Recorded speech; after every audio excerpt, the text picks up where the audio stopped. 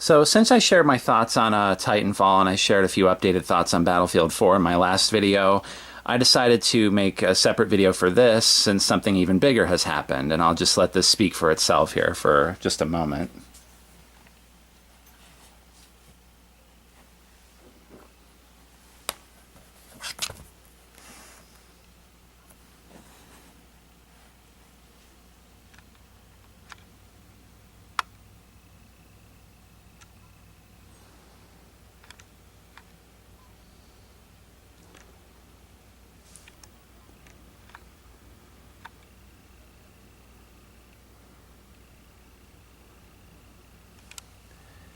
Yeah, I now have a Wii U. How did this happen? Well, I'll tell you how it happened.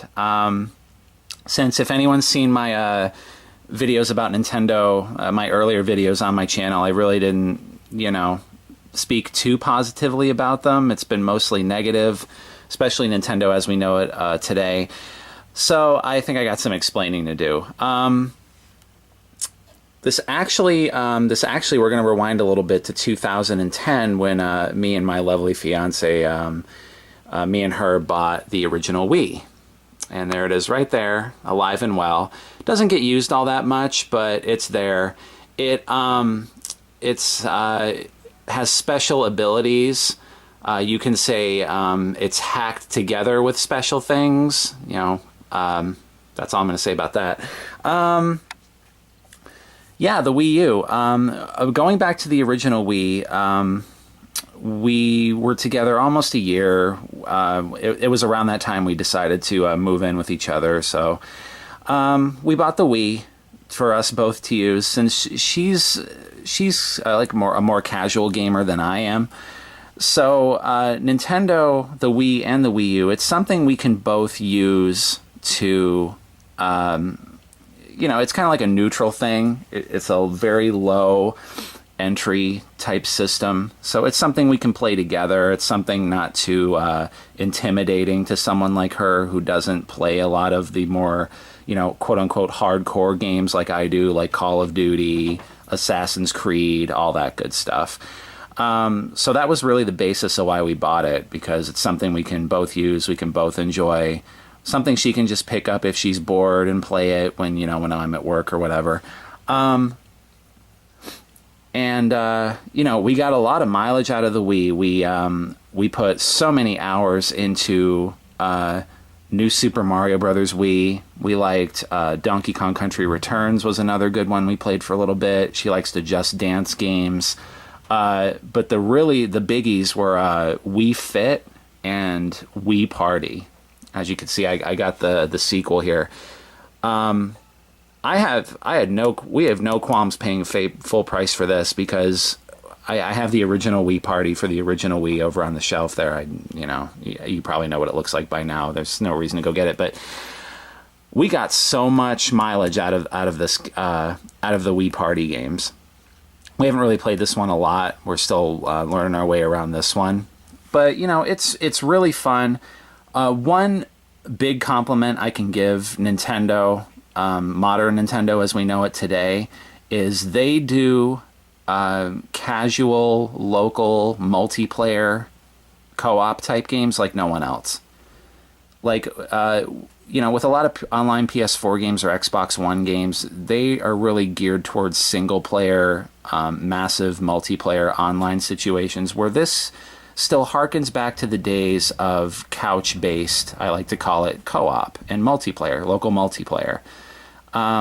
That's both a blessing and a curse when it comes to Nintendo systems, and I've probably bitched about Nintendo enough, and you're probably sick of hearing it, but I'll just say this. My perspective of Nintendo systems is I grew up with the NES. I remember how great the NES was. I remember how great the Super Nintendo was. I even remember how good the Nintendo 64 was. And I know a lot of people like to shit on the Nintendo 64 nowadays. Like, oh, well, of course you're going to see the flaws more in a Nintendo 64 in 2014. But in 1996 when it came out, it was the bee's fucking knees, okay? You're going to fucking sit there and tell me in 1996 when you saw Super Mario 64 that you didn't fucking shit your pants? I couldn't wait to play that game. You know it, I know it. let's get real here. But then I think around that time they switched presidents, or they switched some kind of like, they like, you know, their corporate side was reimagined. Like the lineup and the chain over in Japan kind of changed, and so did their direction. And when the GameCube came out, it was like, eh. Like I like the GameCube.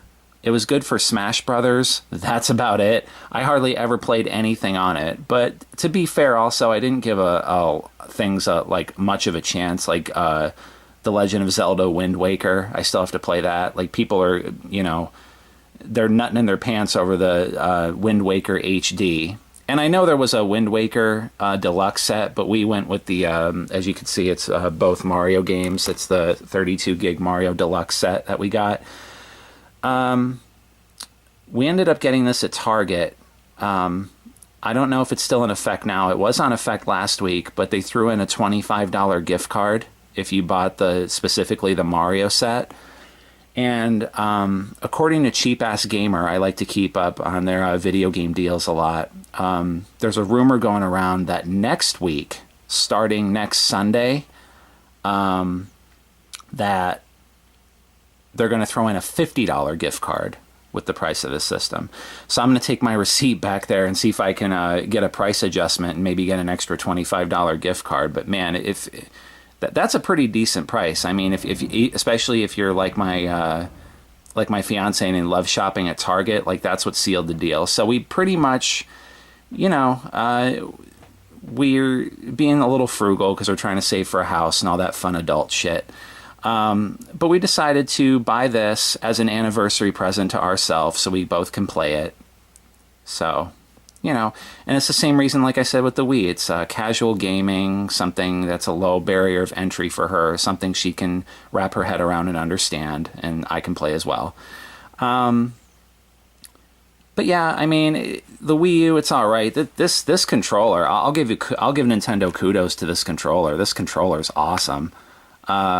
It's so lightweight. It doesn't look it, but, you know, like I'm hardly putting any effort into holding this. I will definitely give them points for the controller, especially now that I actually have one in front of me and I've been, you know, messing around with it a little bit. The stylus that it comes with is a nice touch. But I played the first few levels of Mario Brothers U here, and I don't know why I was expecting something new. It's definitely not. I mean, don't get me wrong. It's cool seeing a Mario in 1080p. Although, you know, I'm not one of these retards that if a game is not in 1080p, I'm going to shit all over it because graphics aren't everything. But, you know, I consider it a nice little bonus. Yeah, like if I can just go into rant mode here and for just a moment, there's people still shitting all over like the Xbox One, saying like that the games aren't fucking 1080p, like Titanfall's running in 792. You know, like who fucking cares? Like I come from the perspective, as long as a game's fun, I don't really give a shit what it's running at. I'm not going to sit here and deny that 1080p, you know, between 720p and 1080p, there's not a difference. But if you know, are you seriously going to sit there and say you'd rather play a game in 1080p that plays like shit, or are you going to play a game that happens to be in 720p that is really, really fun? Okay, if you're going to buy something you can't play worth a shit, go fucking collect paintings or something. You know, I still, like for my Mantra project, I keep bringing back up and that I'm doing right now, I'm playing Mantra 6. I'm playing it in 480i right now. And games below that had even lower resolutions. Like if you're a hardcore PC gamer like I used to be, and you remember the early 90s, if you had a Windows 95 PC or even a Windows 3.1 PC, which is where I started out, if you had a computer back in those days, like, you know how hard it was to run DOS games.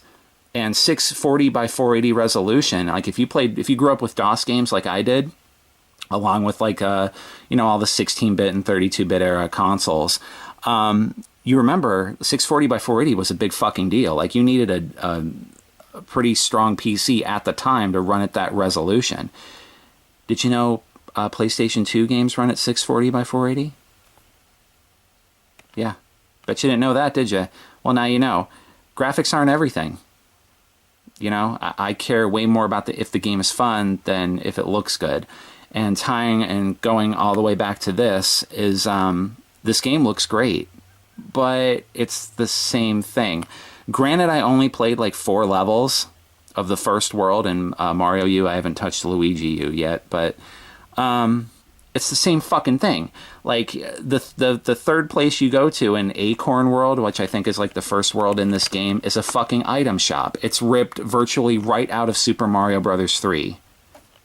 The mid-world fortress, like the turtle guy with the spiked shell, the boss you make. He flails around and you jump on him 3 times, just like Super Mario Brothers 3. Where's the innovation? Like, and this is what I'm kind of struggling with. I wanted to comment on this as well. Again, I'm an NES kid. I see Nintendo things from that perspective, and I kind of have to, you know, maybe look at things from a different angle and stuff, because I always harp on how Mario games are the same, how they're never innovative, how they're the same fucking thing over and over and over and over and over again. And you basically have to admit that, yeah, Nintendo's not stupid. They're going to throw in gimmicks here and there to make it somewhat interesting. But, you know, I don't care, you know, if you take a wall and it's a blue wall and it's been a blue wall for like 10, 15 years and you paint it yellow, it's still the same wall. I mean, it's a different coat of paint. That's all it fucking is. Don't fucking sit there and try and tell me it's a different wall, okay? But the morning after we bought this, because I was like, I felt like a twinge of buyer's remorse when I started playing this. I'm like, yeah, you know, I'm stupid. It's the same fucking game, blah, blah, blah. You know, did I really, you know, like, what the hell did we just drop $300 on?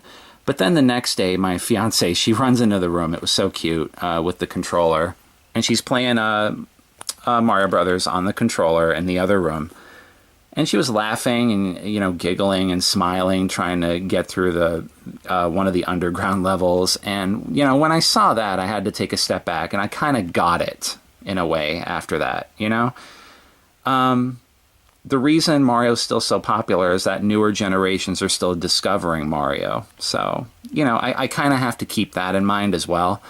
It just sucks for us veterans, who've been Nintendo veterans, where Nintendo plays, you know, the same hand in the same deck of cards year after year after year after year. And all you really got with the Wii was the first party titles, and it's even worse this time around, you know? Like, yeah, they released like the Batman Arkham City, or was it Arkham Asylum? It was one of the two, where there was like different, they made different exclusive features just for the controller to use, but it was really the same game, you know? Like, that's not third-party support, Nintendo. You got to step it up a little bit. And also, when I was at Target, the game selection was pretty subpar. Like, the game selection at Target made it look like this game was on life support. And we went up to, we also went to Best Buy. The game selection was even worse there. Like, they had literally less than half of the selection of PS4 and Xbox One games they have. So, is the system on life support already? Like, I don't know what's going on.